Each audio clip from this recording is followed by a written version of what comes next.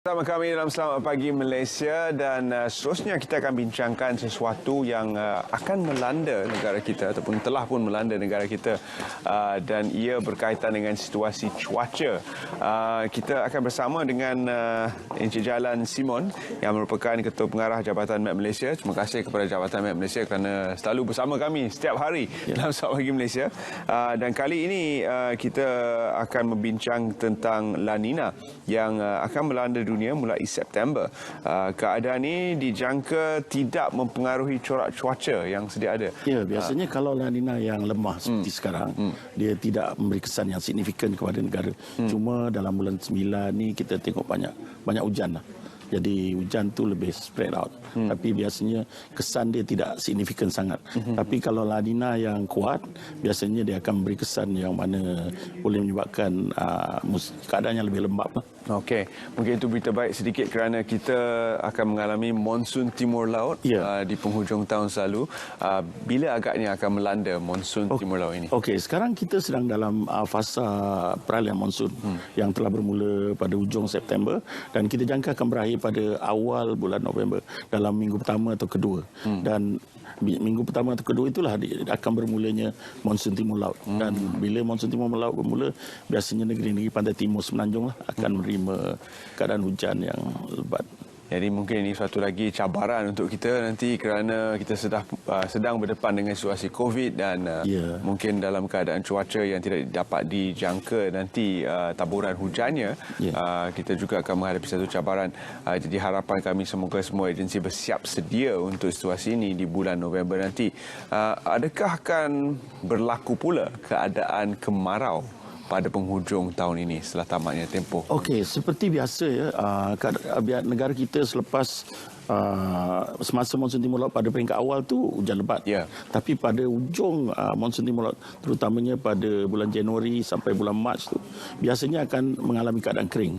Bagaimanapun tahun ni La Nina lemah seperti yang Tuan sebut tadi. Jadi kita tidak menjangkakan keadaan cuaca kemarau yang ekstrim lah pada tempoh tersebut. Sekurang-kurangnya tidak seteruk tahun lepas lah. Maknanya kita tidak menjangkakan keadaan kering yang melampau, tetapi kita masih kena juga bersedia lah. Sebab anything boleh berubah. Dan setiap satu ni macam mempengaruhi antara satu sama lain. La Nina, monsun timur laut. Jadi adalah hubung kait yang sangat menarik sebenarnya.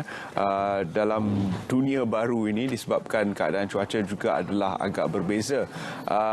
Semalam saya ingat ada data yang dikeluarkan bahawa suhu secara keseluruhan muka bumi ini telah meningkat 1.5% berbanding tahun 1860. Betul. Ini menunjukkan keadaan cuaca pun adalah berbeza. Jadi bagaimana Jabatan Met Malaysia akan mengambil langkah-langkah untuk memastikan ramalan ataupun kita boleh ada tunjuk arah untuk cuaca yang dikeluarkan lebih tepat dan amaran adalah sampai kepada pihak-pihak berwajib dengan lebih awal? Okey, antara yang kita ambil, langkah-langkah yang kita ambil adalah kita mengikuti perkembangan cuaca maafkan saya, seluruh dunia ini, dan kita juga bekerjasama dengan agensi-agensi meteorologi antarabangsa lah dalam meramalkan. Contohnya dalam ramalan monsun timur laut juga kita menggunakan ramalan-ramalan yang dikeluarkan oleh agensi-agensi ramalan iklim jangka sederhana yang terkenal di seluruh dunia, seperti US, UK dan sebagainya. Dan kami juga bekerjasama contohnya dengan UK Met dan juga dengan universiti-universiti antarabangsa dan juga lokal dalam mempertingkatkan keupayaan kami dalam meramal cuaca. Selain daripada itu, kerajaan juga telah melabur banyak. Contohnya meningkatkan infrastruktur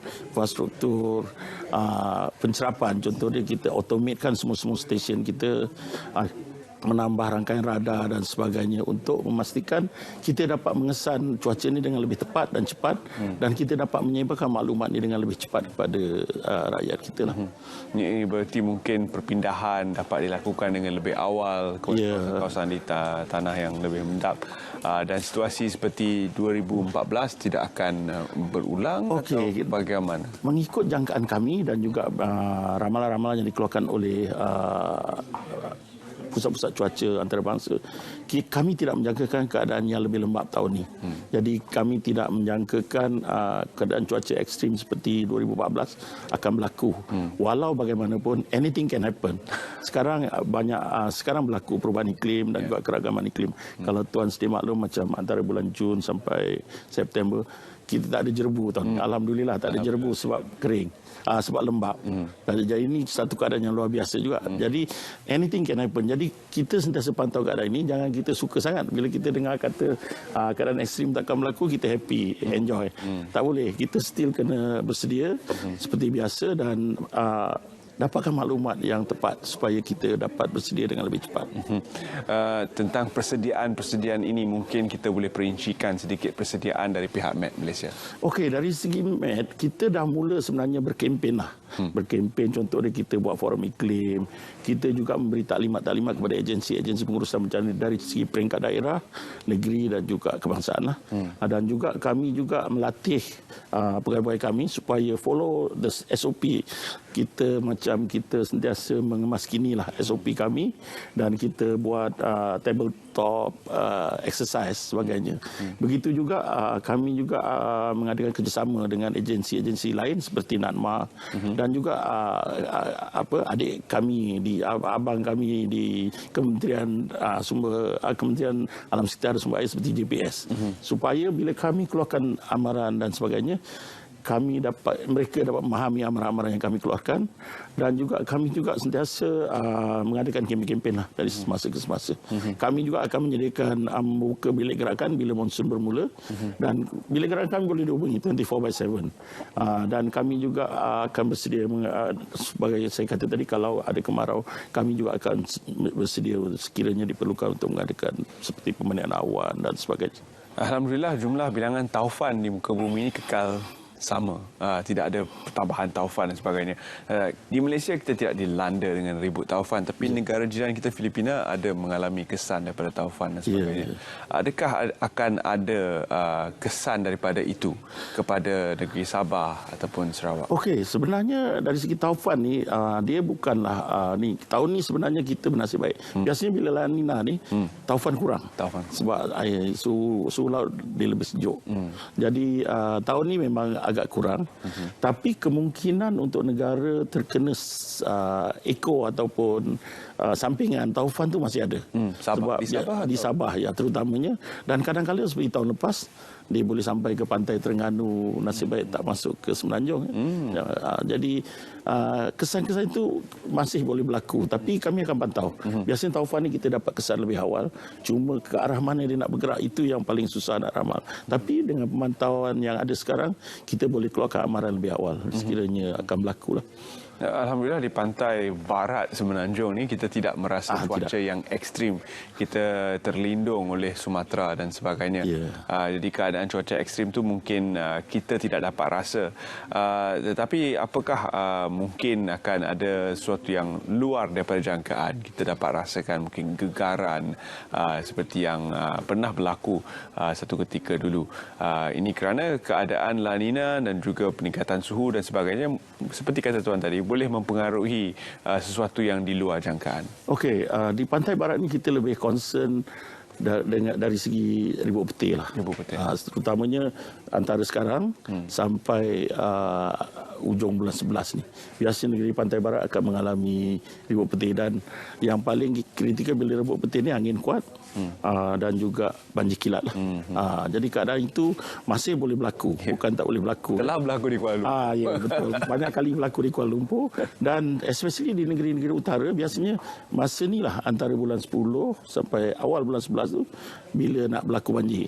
Pernah berlaku di Pulau Pinang satu kali. Ya, pernah berlaku di Pulau Pinang dan pernah berlaku di Kedah juga di utara Perak. Jadi kita akan pantau. InsyaAllah kita pantau dan kita akan maklumkan sekiranya akan berlaku lah. Jadi nasihat pihak Jabatan Met Malaysia kepada orang awam dalam menghadapi musim Tengkujuh ataupun monsun timur laut tahun ini, adakah ia berbeza daripada tahun-tahun sebelumnya? Sebenarnya setiap tahun kita perlu bersedia seperti biasa. Tapi yang paling penting sekali bagi saya adalah maklumat. Maklumat kena up to date. Supaya kita tidak terperangkap dengan keadaan kecemasan dan kita dapat bersedia lebih awal. Jangan kita dapatkan maklumat daripada sumber yang sahih. Sebagai contohnya tahun lepas bila kita ada ribut di Laut Cina Selatan, pelbagai-bagai viral melanda.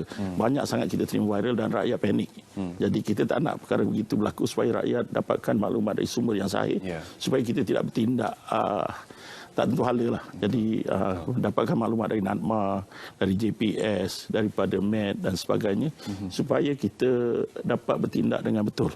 Sebab kalau tidak, huru-hara.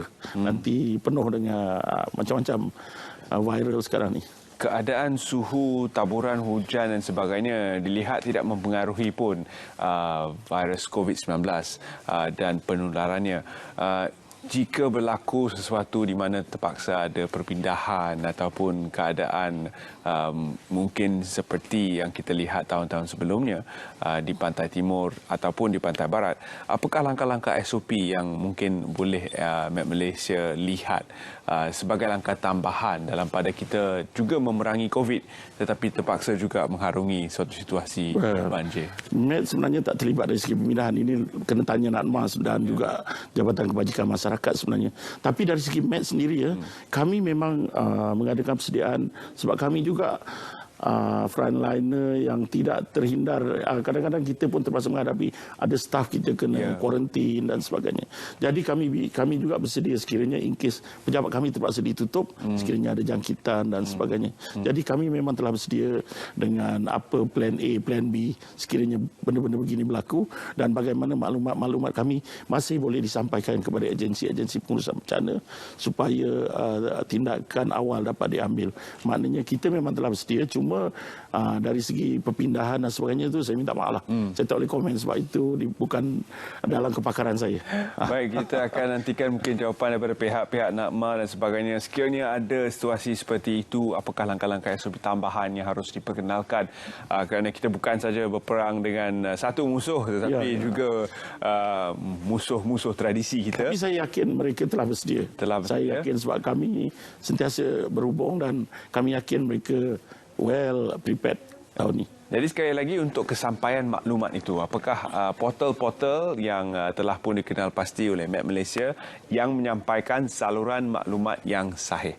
Boleh kita wawarkan sekali lagi kepada orang ramai? Okey, satu laman web kami dan juga kalau boleh download kami punya My Cuaca. Kami punya aplikasi free saja. Kita boleh mendapat pelbagai maklumat untuk amaran ribut, amaran hujan, amaran laut dan juga amaran gempa bumi dan tsunami. Begitu juga kita boleh dapatkan gambar radar di mana kita nak plan 2-3 jam ke ahead, nak pergi mana kita boleh tahu di mana kawasan yang akan hujan. Begitu juga dengan ramalan-ramalan cuaca sehingga 7 hari lah. Di dalam tu kita boleh, in fact kalau siapa minat gambar satelit pun ada dalam tu. Yang lebih penting dekat Instagram kami pun ada, Facebook pun ada. Jadi basically kita dah cover. Untuk lain-lain macam contohnya maklumat public info banjir yang dikeluarkan oleh JPS. Kami sama kementerian sekarang, jadi kami bekerjasama lebih rapat lah tahun ni. Di situ sebenarnya pun ada maklumat berkaitan banjir dan sebagainya. Begitu juga maklumat daripada laman web NADMA. Itu semua adalah sumber-sumber rujukan yang bagus lah. Yang sentiasa dikemas kini dan kita boleh dapatkan maklumat-maklumat yang terkini, yang sahih lah berbanding dengan viral-viral yang supaya kita tidak mengambil tindakan yang tidak sewajarnya lah. Memangnya itu sesuatu yang perlu dan penting. Terima kasih kita ucapkan kepada Jabatan Met Malaysia kerana sentiasa bersama kami di Selamat Pagi Malaysia.